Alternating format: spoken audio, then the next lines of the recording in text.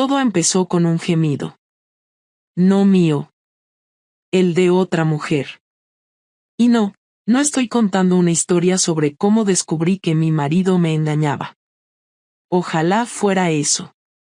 Sería más fácil de digerir. Estoy contando cómo él me descubrió a mí.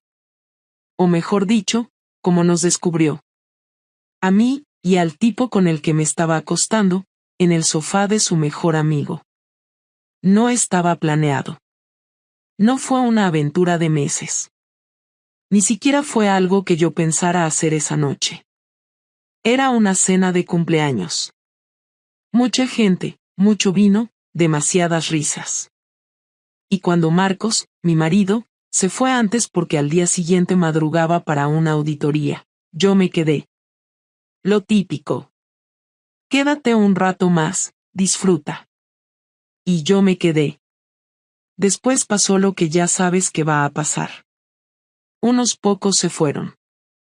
Otros se quedaron bebiendo. Alguien sacó más vino. Alguien encendió un altavoz. Y luego estaban sus manos. Las de Iván. El típico tío que todas tus amigas encuentran demasiado intenso, pero que en una noche así, con 2 copas de más, te hace sentir que el resto del mundo se ha ido a la mierda. Todo fue rápido. Fue torpe. Fue excitante por lo prohibido. Y fue justo ahí, en mitad de ese silencio post-gemido, cuando se abrió la puerta. Marcos. De pie. Sin hablar. Resulta que había olvidado las llaves del coche. Volvió a buscarlas. Lo típico. Nada épico. Nada planeado. Nada cinematográfico. Simplemente, entró y nos vio. A mí. Al tipo medio desnudo. A mí con el vestido subido, sin sostén, con la cara de esto no está pasando. Pero estaba pasando. Y él no dijo nada. Solo me miró. Ni una palabra. Y fue esa falta de palabras la que me mató. Porque no gritó. No insultó. No rompió nada. No hizo ninguna de esas cosas que te preparas mentalmente para que pasen si alguna vez te pillan. Solo recogió las llaves de la mesa, como si fuera un maldito trámite de oficina, y se fue. Ni una mirada más. Yo salí corriendo detrás. No para pedirle perdón. No para justificarme. Salí porque mi cuerpo entró en pánico. Porque me temblaban las piernas. Porque no sabía si iba a vomitar o a desmayarme. Y cuando lo alcancé en la calle, me miró de nuevo. Una sola frase me lanzó, casi en susurro. Te juro que pensé que eras mejor que esto. Eso fue todo. Volvió al coche. Arrancó. Y se fue. Volví arriba. Iván ya se había vestido. Me miró con cara de esto ha sido un error y no dijo mucho más. Me fui a casa sola, en silencio, repasando cada segundo como si pudiera editarlo. Como si pudiera cambiar la escena final. Pero no se podía. Y ese fue el momento exacto en que dejé de ser una buena esposa. O mejor dicho, el momento en que dejé de fingir que aún lo era. No volví a dormir en casa esa noche, no porque Marcos me lo prohibiera ni porque hubiera cambiado la cerradura, sino porque cuando llegué al piso a las 3 y algo de la madrugada, después de caminar sin rumbo durante casi una hora, encontré todas las luces apagadas y una sensación rara, como si el lugar ya no me perteneciera del todo, así que cogí una mochila, metí ropa al azar y me fui al piso de Laura, mi amiga de toda la vida, la única a la que podía mirar a la cara sin inventarme una versión edulcorada de lo que había pasado, aunque ni siquiera con ella fui capaz de contar todo esa noche, porque estaba en shock, porque tenía la cabeza llena de ruido y porque todavía no entendía cómo algo que había empezado como una huida torpe había acabado con mi matrimonio estampado contra una pared. A la mañana siguiente, a las 8 en punto, Marcos me llamó, no con gritos ni reproches, sino con una voz plana que no le había escuchado nunca, una voz que parecía ensayada, como si hubiera pasado horas practicándola frente al espejo, y me dijo que quería verme, que habláramos en casa, que no hiciera un drama innecesario, y yo acepté porque no tenía margen para hacer otra cosa, porque esconderme no iba a cambiar nada y porque, en el fondo, una parte de mí quería que me gritara, que rompiera algo, que hiciera cualquier cosa menos esa calma que me estaba dando más miedo que la rabia. Cuando entré en el piso, él estaba sentado en la mesa del salón, con el portátil abierto, un cuaderno al lado y una taza de café intacta, y tardé unos segundos en darme cuenta de que había estado despierto toda la noche, no por las ojeras sino por esa rigidez en el cuerpo que solo aparece cuando alguien lleva demasiadas horas pensando sin parar, y antes de que yo pudiera decir nada, me pidió que me sentara, no como una orden, sino como quien intenta mantener una mínima estructura para no desmoronarse. No voy a preguntarte si pasó lo que vi, porque no soy idiota, me dijo sin mirarme. Lo que quiero saber es cuánto tiempo llevas haciendo el ridículo conmigo. Intenté hablar, explicar, decir algo que no sonara a excusa barata, pero me di cuenta de que no tenía preparado ningún discurso que pudiera sostenerse frente a esa pregunta, porque la verdad era incómoda y fea, así que le dije que no llevaba meses acostándome con nadie, que no había una doble vida organizada, que había sido algo reciente, que había sido una noche, aunque mientras lo decía era consciente de que reducirlo a eso era mentira a medias, porque aunque el sexo hubiera ocurrido una sola vez, la traición llevaba mucho más tiempo cocinándose. Marcos levantó la vista entonces, y fue la primera vez que vi algo romperse en su cara, no de forma exagerada, sino como cuando alguien se da cuenta de que la versión que tenía de su vida ya no existe, y me preguntó quién era, no con celos, sino con una curiosidad casi clínica, como si estuviera completando un informe que no quería escribir, y cuando le dije el nombre, asintió despacio, porque ya lo sabía, porque había empezado a atar cabos desde hacía semanas, horarios raros, cambios de humor, silencios incómodos, y lo de la noche anterior no había sido el inicio, solo el final visible. Me dijo que lo peor no había sido verme con otro, que eso dolía, pero que lo que de verdad le había dejado sin aire había sido darse cuenta de que yo llevaba tiempo fuera de nuestro matrimonio sin decírselo, que él seguía haciendo planes, hablando de vacaciones, de proyectos, de cosas pequeñas del día a día, mientras yo ya estaba en otro sitio, y que eso lo hacía sentirse como un imbécil que no había sabido leer a la persona con la que llevaba más de una década. Intenté decirle que yo también me sentía perdida, que no había sabido cómo hablarlo, que no era tan sencillo como sentarse y soltarlo todo, y él se rió, una risa seca que no tenía nada de humor, y me respondió que siempre había sido sencillo para mí cuando algo no me gustaba, que lo complicado había sido que esta vez hubiera elegido no decir nada y hacer lo que me diera la gana esperando que no hubiera consecuencias.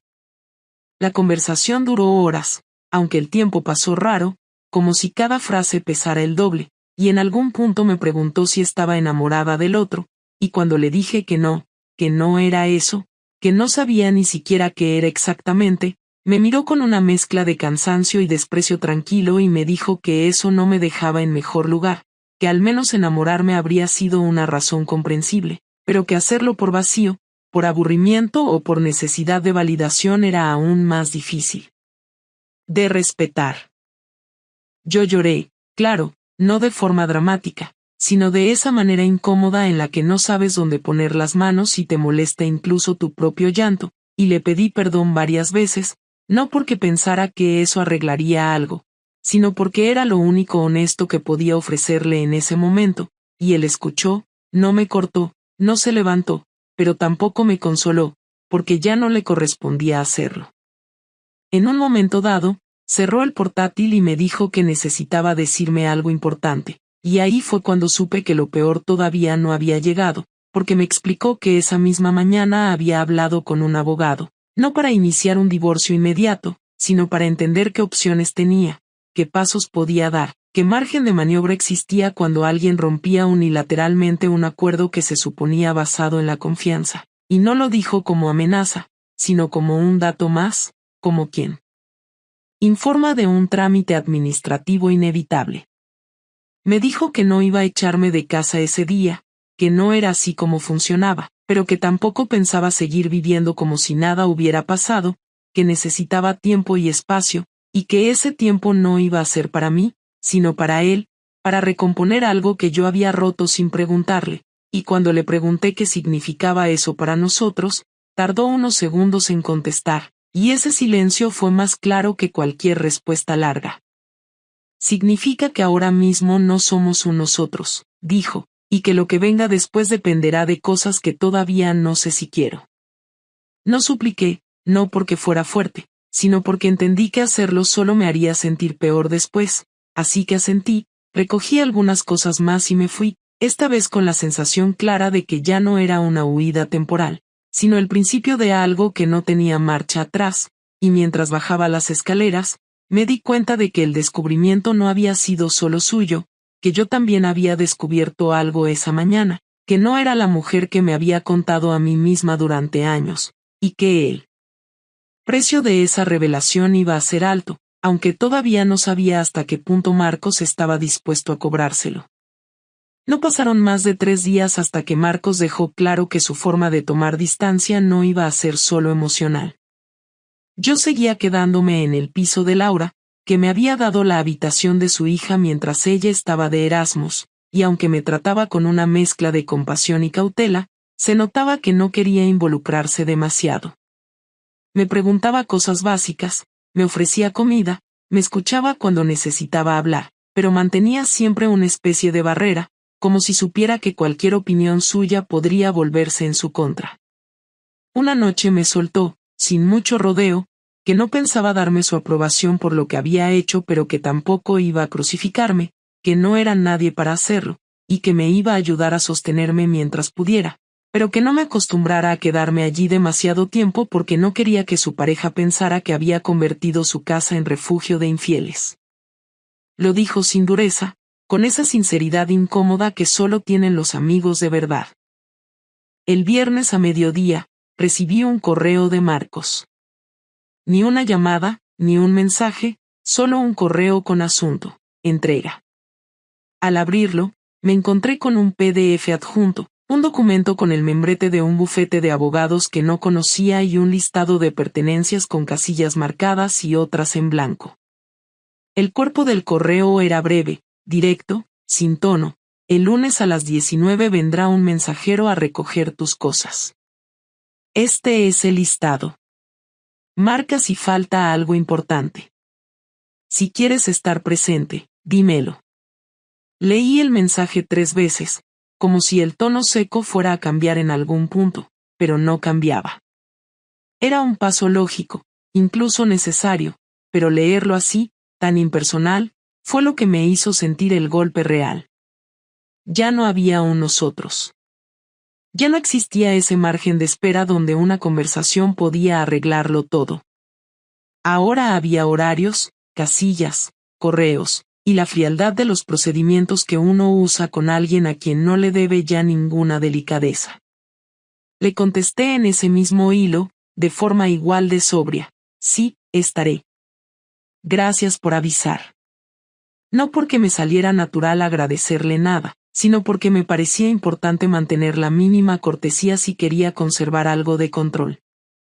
No tenía intención de discutirle nada. Lo entendía. Si yo fuera él, probablemente habría hecho algo peor. Pero dolía igual. El lunes, llegué al piso 15 minutos antes de la hora.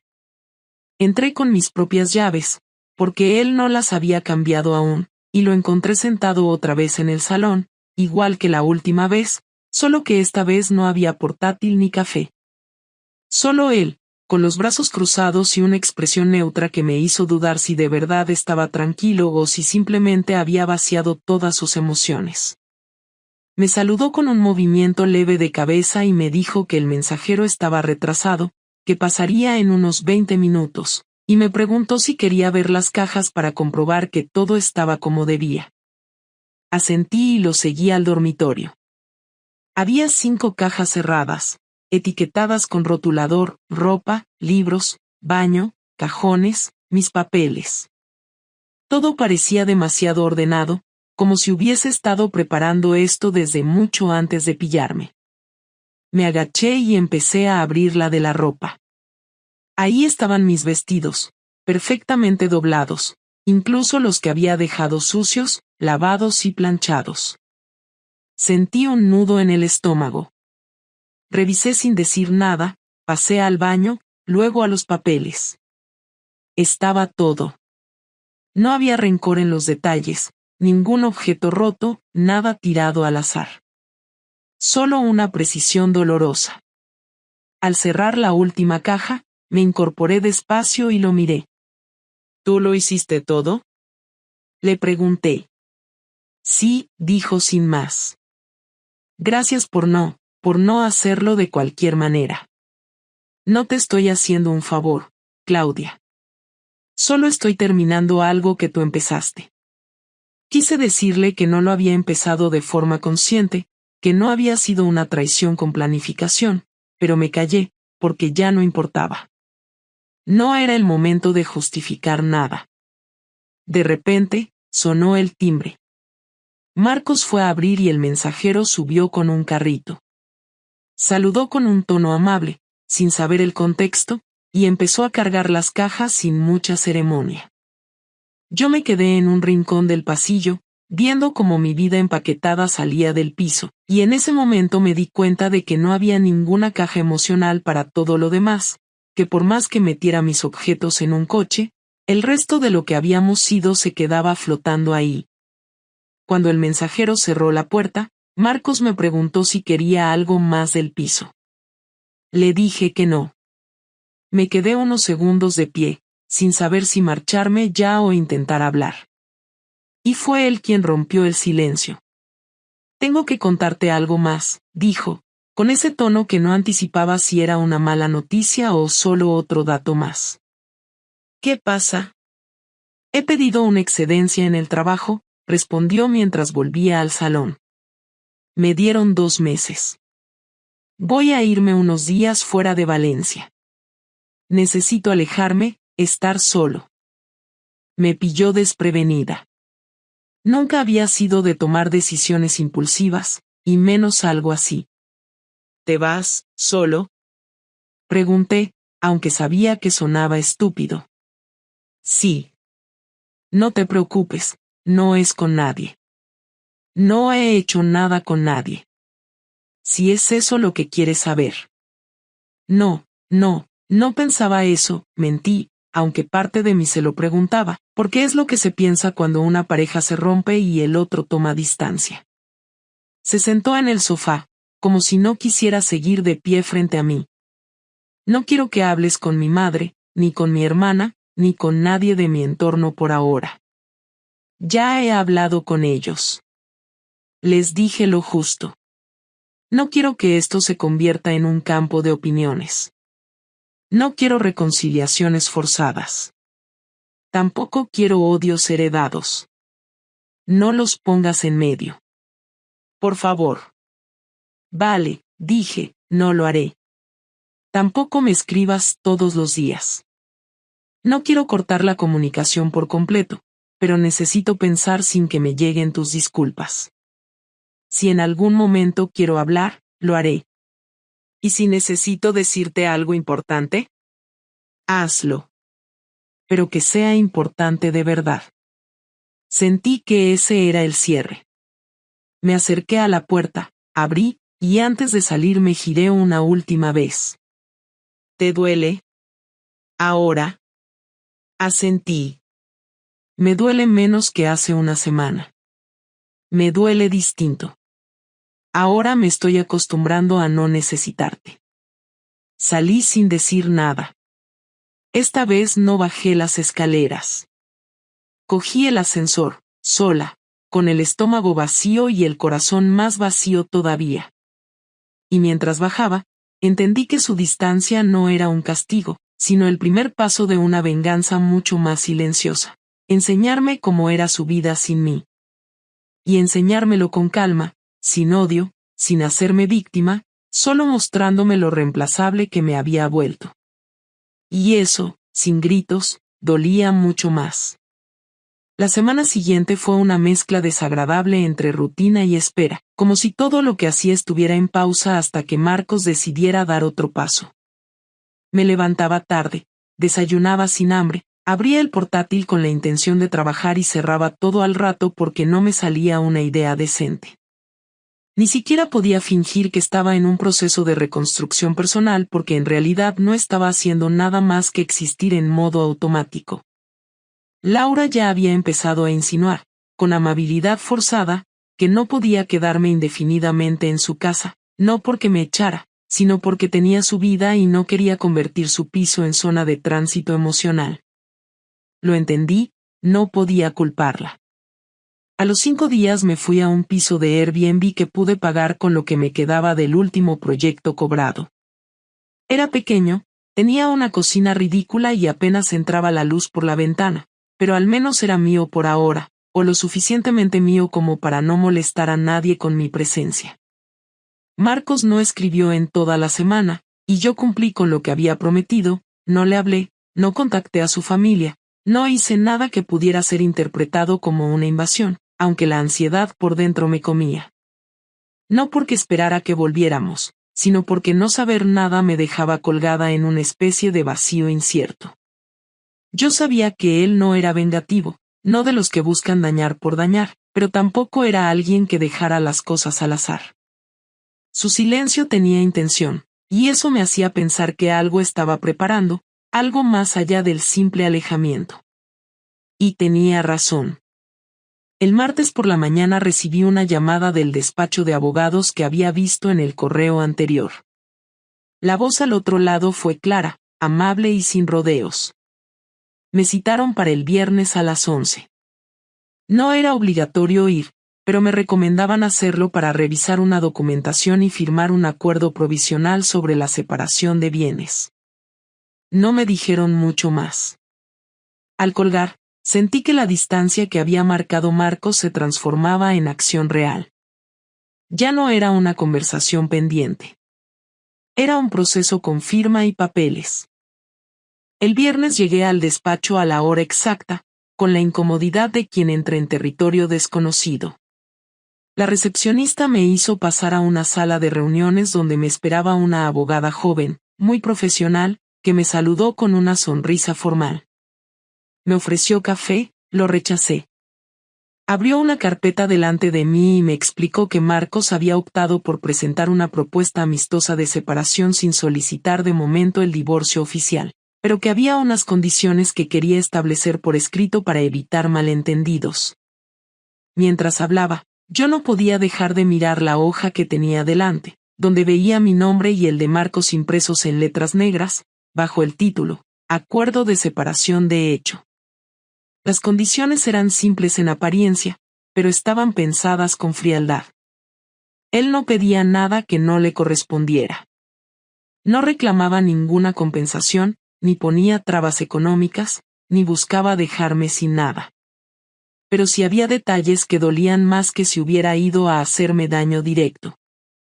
En el documento se establecía que él se quedaba con el piso porque lo había comprado antes de casarnos, que yo renunciaba a cualquier derecho sobre él, que los muebles principales seguirían siendo suyos, salvo los que ya estaban en las cajas entregadas.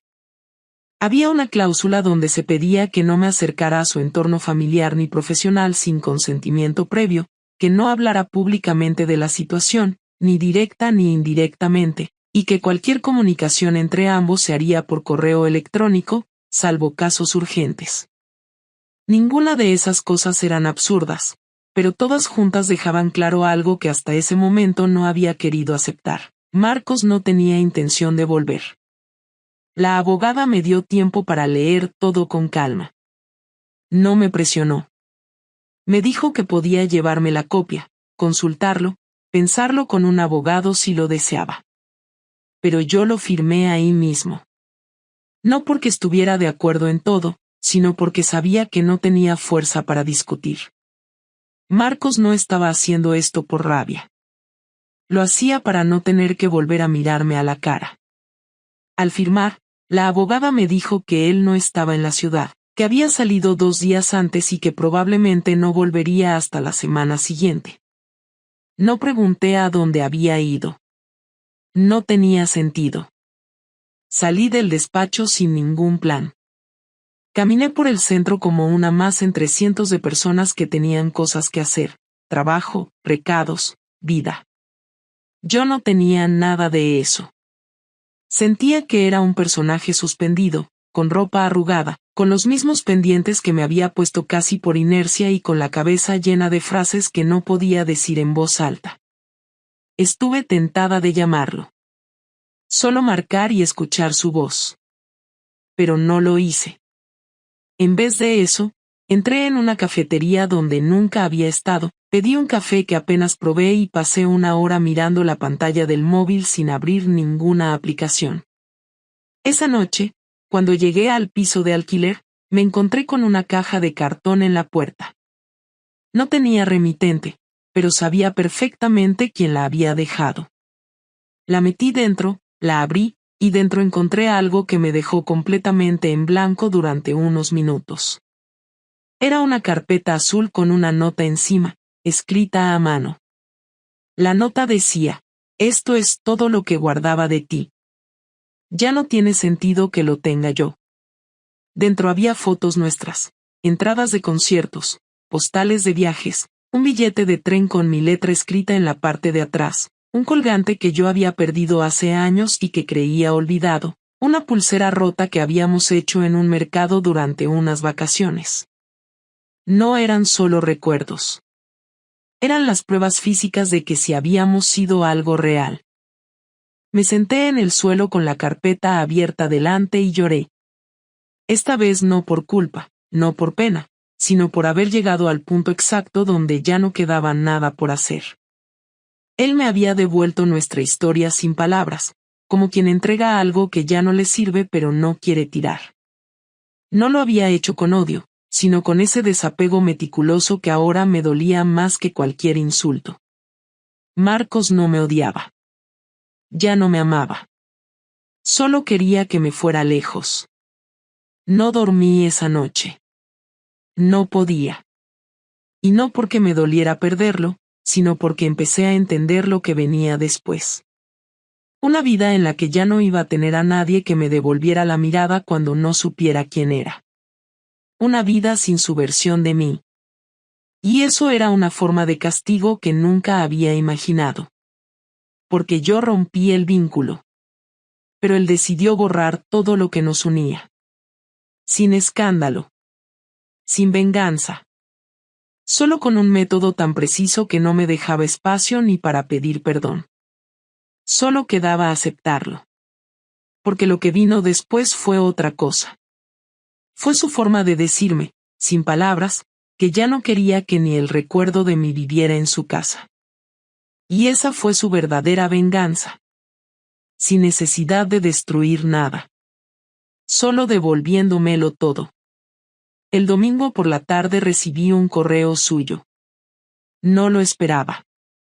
Pensaba que después de la carpeta, después del acuerdo firmado, después de haber puesto su distancia de forma tan clara, no volvería a escribirme. El asunto era simple: hablemos. Sentí un vuelco estúpido en el pecho. No sabía si se trataba de una despedida formal, una necesidad de cerrar algún trámite o si, de verdad, quería hablar de nosotros. El mensaje solo decía que volvía a Valencia el martes y que prefería que habláramos en persona. No proponía un sitio. No me daba un motivo claro. Solo me decía que, si quería, le contestara con hora y lugar. Tardé más de una hora en escribir 3 frases. Le dije que sí, que podíamos vernos el miércoles por la tarde, en el parque donde habíamos ido muchas veces cuando todavía vivíamos en el piso viejo, antes de mudarnos al más grande. Él aceptó enseguida, sin añadir nada más. Llegué 10 minutos antes.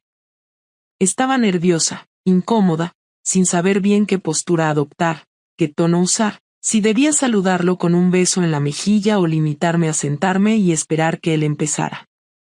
Cuando llegó, iba vestido como siempre, con su chaqueta azul y sus zapatos marrones que siempre decía que eran los más cómodos.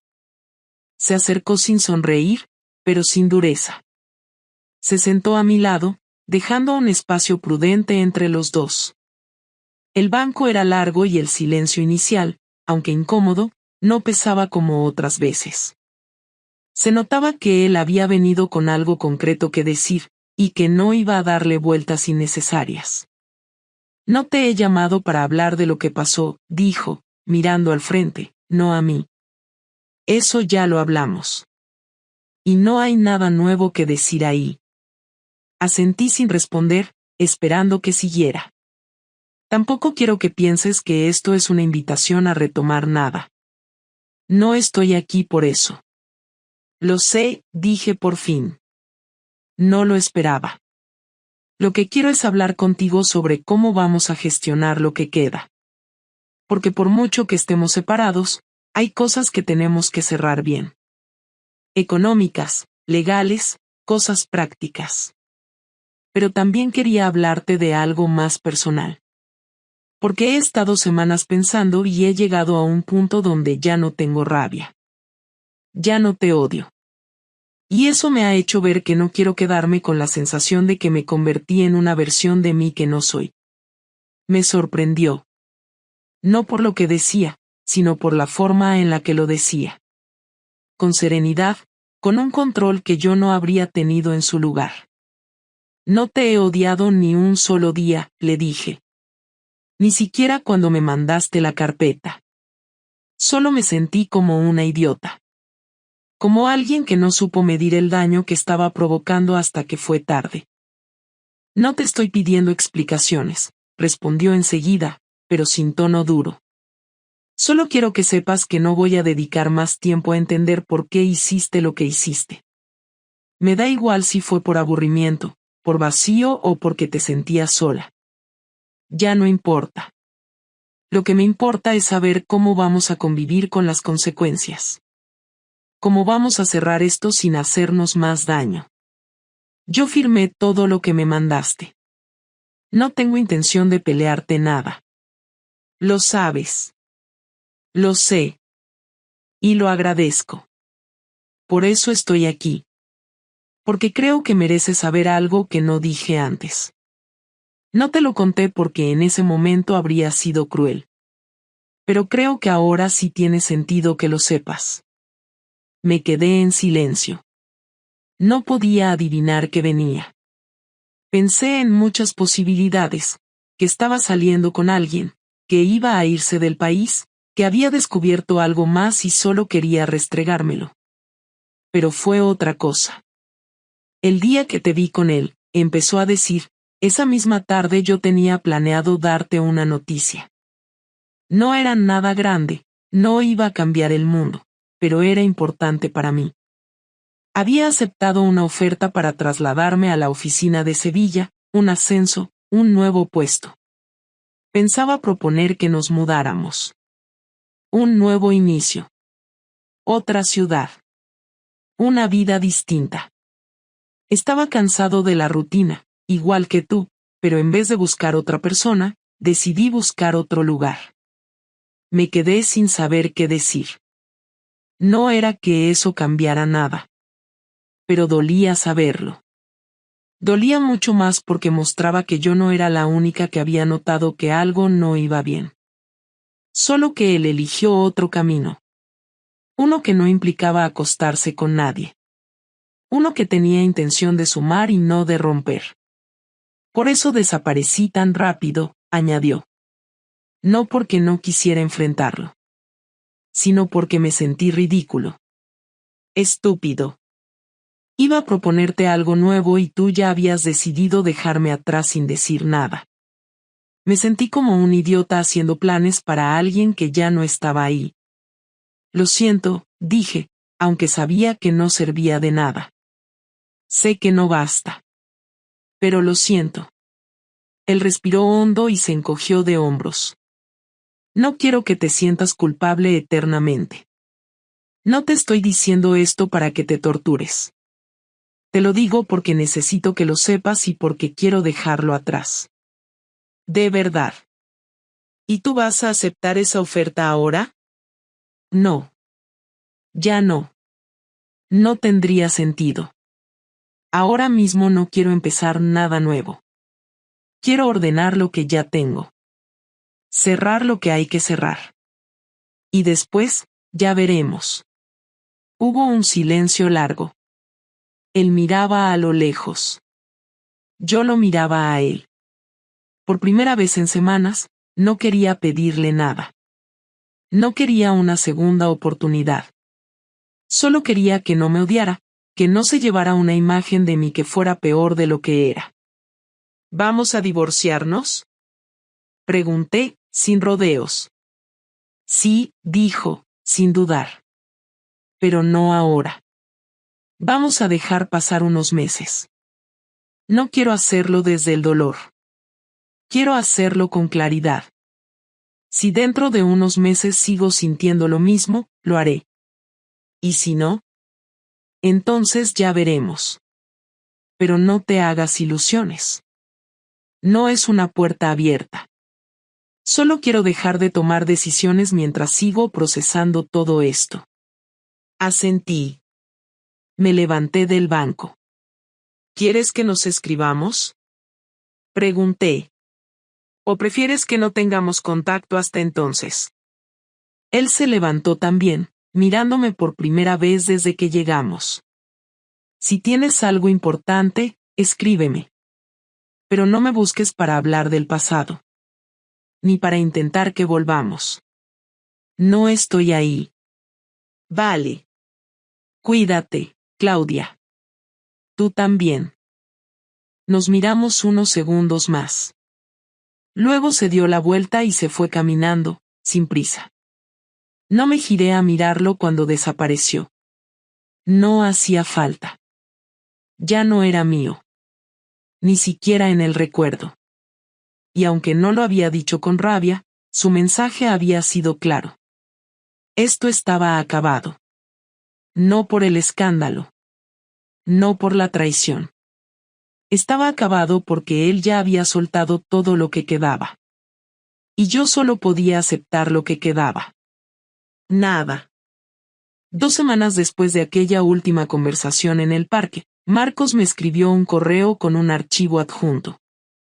No era un mensaje largo ni con explicaciones añadidas. Solo una frase: he hablado con el abogado. Esto es lo que creo que es justo. El archivo era el borrador del convenio de divorcio. No había ni una palabra agresiva. No pedía más de lo que ya habíamos acordado verbalmente. No reclamaba ninguna compensación económica, ni ponía condiciones humillantes. Pero lo que más me golpeó fue que al final del documento, en la sección de observaciones, había una nota escrita por él, no jurídica, solo una especie de apunte informal donde decía que no tenía intención de guardar rencor ni de perjudicarme, que esperaba que ambos encontráramos una forma de reconstruirnos sin el otro, y que, aunque no iba a mentirse diciendo que me deseaba lo mejor, al menos esperaba que yo no me destruyera a mí misma repitiendo errores. Esa frase me acompañó días enteros. No porque sonara a amenaza, sino porque era una verdad tan sencilla que no necesitaba más adornos. Él había pasado página, pero aún así no quería que yo repitiera el patrón que me llevó a todo esto. No por compasión, sino por respeto. Firmé el documento sin modificar ni una coma. No porque estuviera de acuerdo en todo, sino porque ya no quería negociar nada más. Ya no quería mantener el vínculo a través del conflicto. Llevé los papeles al despacho del abogado, dejé mi copia, firmé lo necesario, y me fui sin preguntar nada más. Sabía que el siguiente paso sería la ratificación en el juzgado, pero ya no sentía ansiedad por el proceso. No esperaba nada. Solo quería cerrar la historia sin convertirla en una guerra. Los días siguientes fueron tranquilos, al menos en apariencia. Volví a aceptar proyectos pequeños de diseño, no por entusiasmo, sino por necesidad económica. Dormía poco, comía cuando me acordaba, y mantenía la casa en orden más por obligación que por otra cosa. Me distancié de la mayoría de mis amigas, no porque me hubieran dado la espalda, sino porque ya no tenía nada que contar que no fuera incómodo.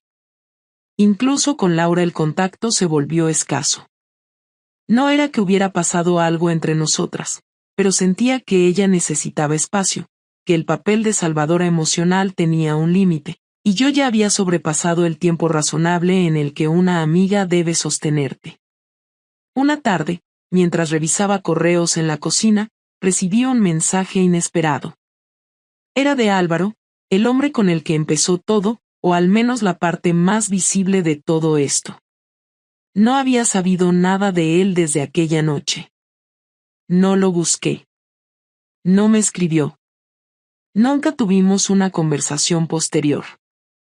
Y en cierto modo, agradecí que desapareciera. Su mensaje era corto. Me decía que quería hablar conmigo, que no pretendía molestar, pero que sentía que necesitábamos aclarar algunas cosas. Dudé durante horas y contestar. Finalmente, le respondí que sí, que podíamos vernos, pero que no esperara una reconciliación, ni una continuación de lo que había pasado, porque yo no estaba en ese lugar. Me contestó enseguida, sin molestarse, y me propuso tomar algo en una terraza del centro. Acepté. No porque tuviera ganas, sino porque necesitaba quitarme de encima la sensación de haber dejado otro asunto abierto, otro capítulo sin cerrar. Cuando llegué, él ya estaba allí. Me saludó con una sonrisa que parecía incómoda, como si no supiera qué rol debía asumir. Nos sentamos, pedimos café, y al principio no hablamos de nada relevante. Comentarios triviales sobre el trabajo, sobre cómo estaba el clima, lo típico que se dice cuando se quiere aplazar lo inevitable. Fui yo quien decidió cortar esa parte inútil de la charla. ¿Por qué querías verme, Álvaro? Porque no sé en qué lugar quedamos, dijo sin rodeos. No porque espere que volvamos a tener algo, no me malinterpretes. Solo, fue raro todo. Raro cómo pasó, cómo terminó, cómo desaparecimos. No desaparecimos. Se terminó. Tú sabías que no era algo que iba a durar. No, no lo sabía. O no quería saberlo. Pero da igual. No quiero reprocharte nada. Solo quiero que sepas que, aunque lo que hicimos estuvo mal, yo no me arrepiento de haberte conocido. Yo sí, le dije, sin suavizarlo. No de conocerte, no de la relación laboral. Pero sí de lo que vino después. Me equivoqué.